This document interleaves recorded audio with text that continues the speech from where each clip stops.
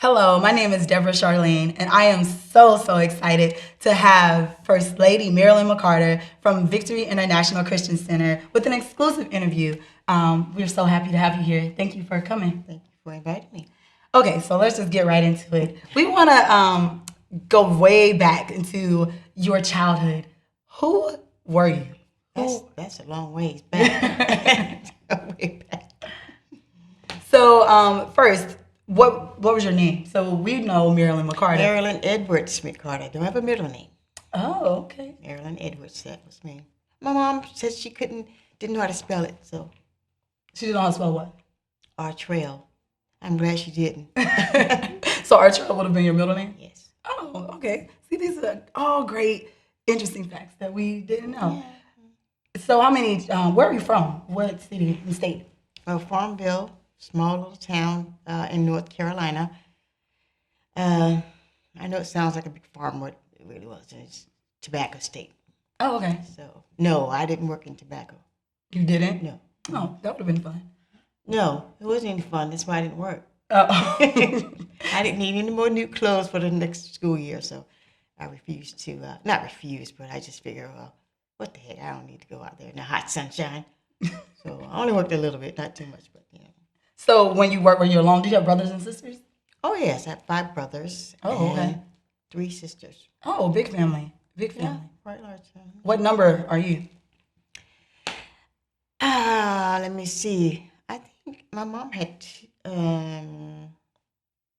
my dad had 2 boys before he married my mother, but my mom birthed 7. So I think I was about number 5. Oh, okay. Yeah, somewhere number 5. Yeah. Oh, But kind of down. wow. So what do they call you back then? Well, do you have a nickname? Oh, don't ask me that question. What? We all had some nicknames. We all had nicknames. Oh, okay. It's not for TV. Yeah. So, how old were you? So this is maybe another don't ask that question. How old were you when you received your first kiss? Oh, wow. I think I was probably about 5th grade-ish, I think. Hey. My friend's brother, and they laughed about it. It was like, oh, his name was Randolph. Randolph kissed you? She said, he drools at night. I was like, oh, God. It was a horrible experience, though. Anyway, move on. Okay, so we're gonna move right on. Actually, a good point. So, at what point did you make the man that we know as Carlson McCarter, pastor? When did you make him put a ring on it? Me? When did I make him put a ring on? Or when did you require? When did he put a ring on it? It was my junior year, and he was on his way out, Of college or high school? college, Oh, okay. and yeah, he just came. He was looking for me one day, and he was like, "Where have you been? I've been looking for you all day." I was like, "In my room, or somewhere."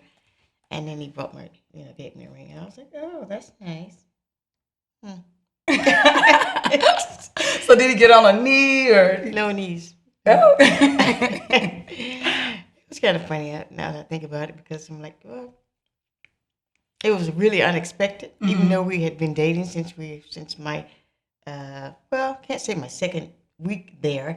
I met him my second week there, but we've been kind of close. Okay. Actually, I pursued him because I met him through my roommate, and then I didn't see him anymore. So I'm like, tell your roommate I said hello every time I saw him. He was like, oh, okay. So one day he said, my roommate said, that girl keeps telling me to tell you hello. He's like, what girl? So I was like, it wasn't like he was all of that. I just thought it was nice. So I thought, well, tell him I said hello, So when I finally did see him again, I really don't know how we started dating, because, like I said, I didn't see him that much. And then it was kind of like, I gotta ask him that question. When did you ask me out, or did you ever ask me out? But it's a long time. That's great. That's Yeah. great.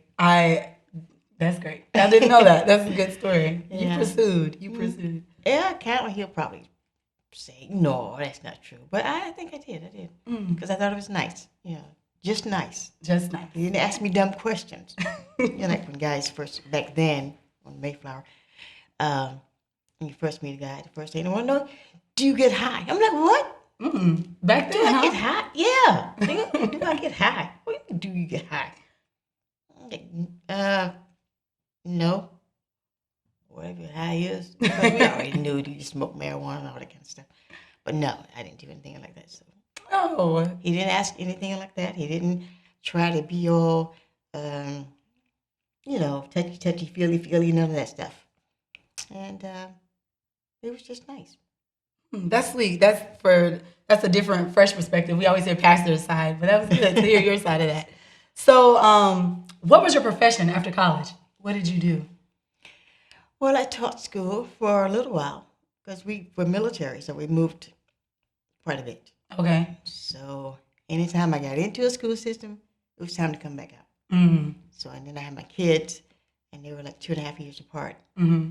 And I didn't really balance the two so great because I'm one of those kind of picky people. Mm-hmm. If things aren't in order at home, then you have to schoolwork. And I didn't really function too well. But I enjoyed the time that I did have overseas. Mainly was mostly my teaching experience. A little bit in the States. But, and all grade levels from kindergarten to 8th grade, which was great. I loved it. But I knew when I got into it that I wasn't going to be into it long enough to retire. Yes. Because I didn't really love it that much. But it was, and when husband, pastor, when Carlton at the time, my husband, in the military, he was gone a lot. Mm-hmm. So it was just us and the kids, TDY, schools, you name it. And it was kind of like, who's going to be there for the kids? Mm-hmm. And that was my life, back then. That's great. I'm not complaining about it. It was wonderful, actually. That's great. So what type of, you said you were a teacher. What did you teach? Elementary school teacher. Elementary school teacher. Yeah, kindergarten through 8th grade. Wow. Actually, yeah. Strong lady. Strong lady kids. Well, yeah, I mainly loved being overseas when I taught. It was easier, and plus I had hired help, Okay. so I didn't have to worry about going home cooking and cleaning, not unless I wanted to, and I didn't. So tell me about where we have Marilyn Edwards and we have Marilyn McCarter now. So now we're going to go into First Lady Marilyn, or Lady Marilyn, as some people affectionately say. Did you ever dream before all of this? No. Oh, got that.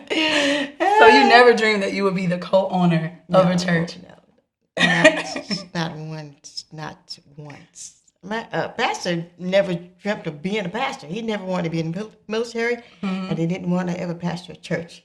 Oh. Because his dad's a pastor, and so was his granddad, and his brothers, and his sister, and we never thought about pastoring a church. It's the last thing that was on our list. I'm sure. Of things to do. We wanted to travel. We wanted to,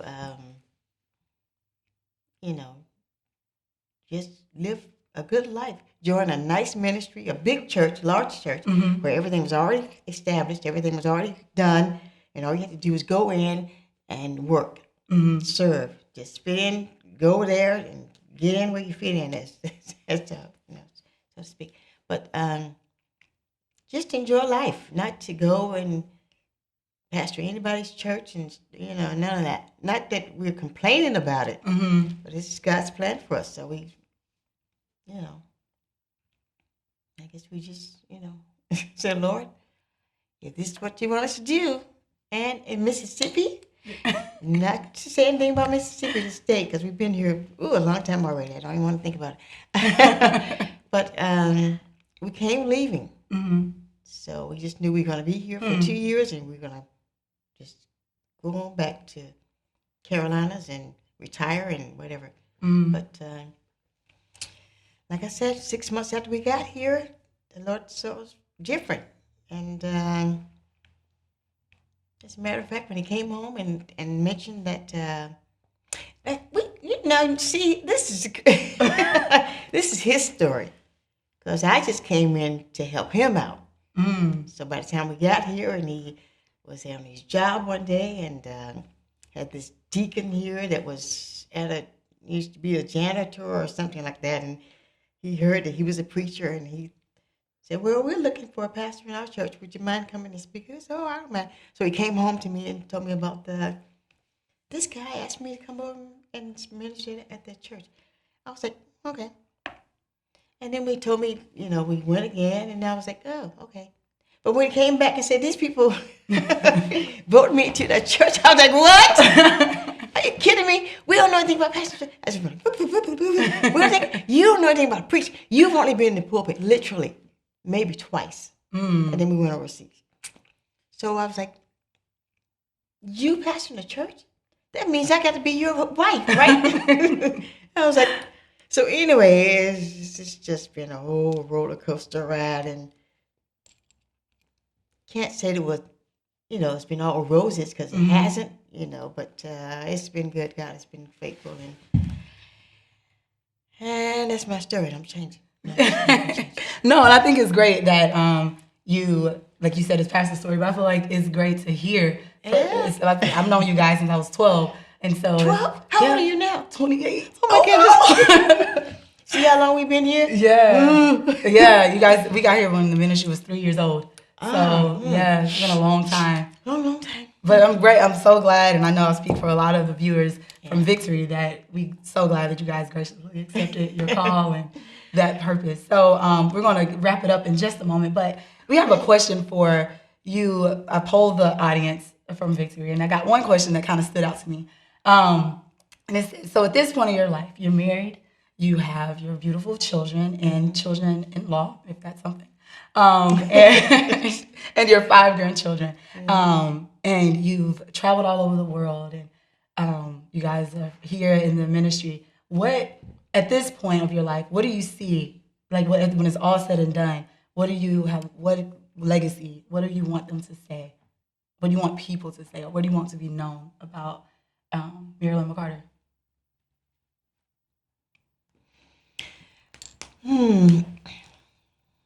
Well, it's not a hard question, but it's something that you have to kind of think about. Because I know what I try to, show people is that I serve. And God is awesome, and I love him. And he's number one in my life. And I just want it to be pleasing to whatever it is he has for us to do. And the fact that we're still here, I would like for everybody to know that